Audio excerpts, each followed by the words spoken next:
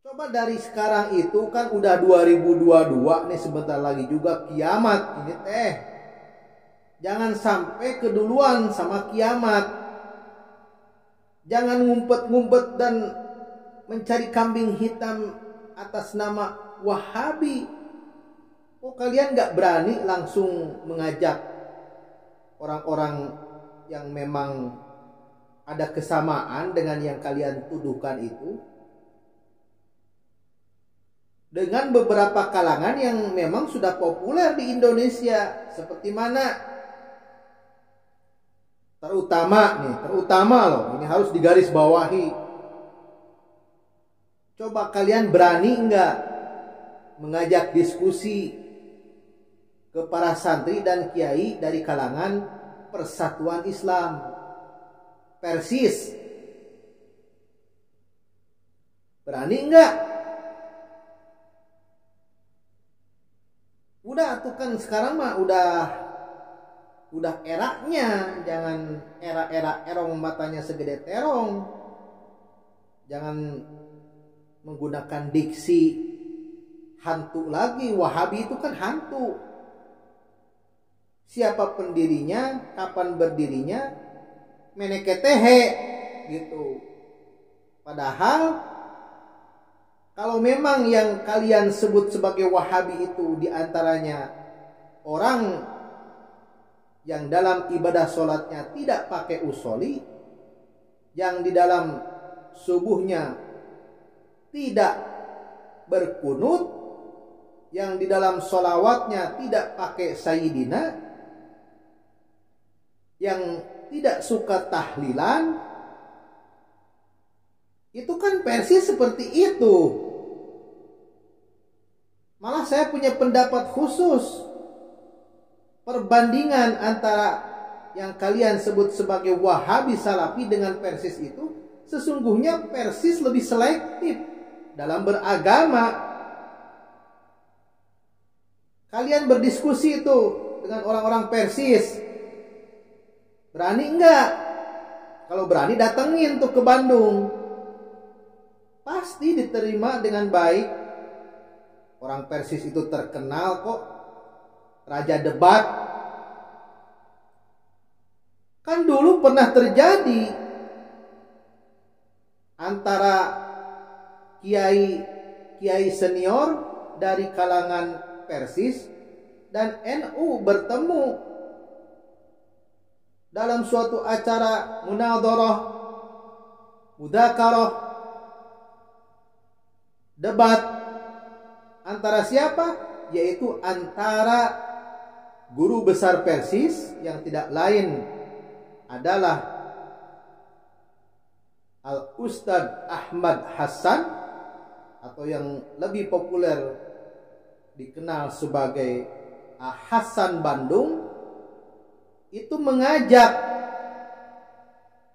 kiai sepuh, bahkan sebagai pendiri Nahdlatul Ulama, yaitu Kiai Abdul Wahab Hasbullah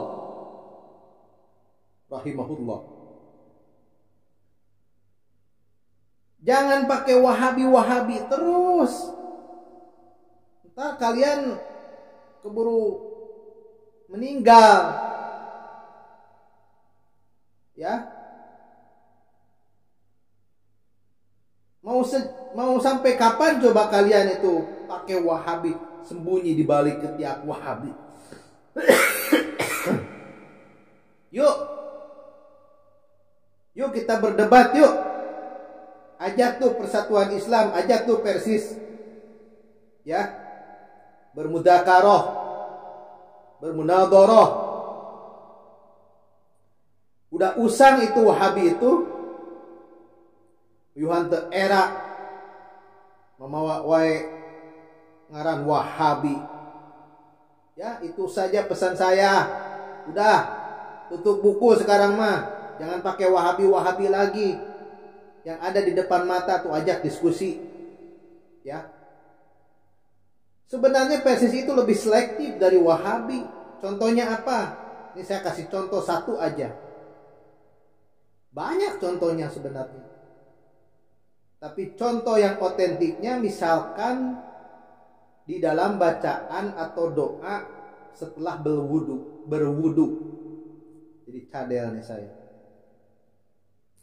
Bagaimana bacaan atau doa berwudu itu? Doa berwudu sesuai hadis yang sahih adalah asyhadu an la ilaha illallah wahdahu la syarikalah wa asyhadu anna muhammadan abduhu wa rasuluh. Itu doa sesuai hadis yang sahih. Nah, ada tambahan Allahumma ja'alni minat tawwabina waj'alni minal mutatahhirin. Itu tambahannya menurut kajian dan analisa temuan Kiai Persis itu lemah hadisnya sehingga tidak digunakan, tidak dipakai. Kenapa? Karena Persis hanya menggunakan di dalam ibadahnya itu hanya menggunakan daripada hadis-hadis yang sahih saja. Begitu. Sedangkan Syekh Muhammad bin Abdul Wahhab yang saya baca di dalam kitabnya, terutama yang populer dengan kitab Majmu'atut Tauhid dan Fathul Majid, di situ ada doa atau bacaan setelah berwudu. Pakai itu Allahumma ja'alni minat tawabina waj'alni minal mutatahhirin. Sementara Persis tidak pakai karena hadisnya lemah. Nah, kalau Wahabi saja pakai Allahumma ja'alni minat tawabina dan NU juga pakai Allahumma ja'alni minat tawabina, berarti apakah keduanya harus disebut senasib? Sama-sama sebagai Wahabi? Ya sebenarnya tidak ada salahnya. Mengapa? Karena sama-sama Wahabi. NU didirikan oleh Abdul Wahhab Hasbullah, sedangkan yang sebenarnya masih menjadi hantu karena tidak jelas pendirinya siapa, ya, sama-sama menggunakan Wahabi dan sama-sama bacaan setelah wudunya itu ada tambahan Allahumma ja'alni minat tawabina waj'alni minal mutatahhirin. Begitu. Segitu saja, wabillahi taufiq wal hidayah. Wassalamualaikum warahmatullahi wabarakatuh.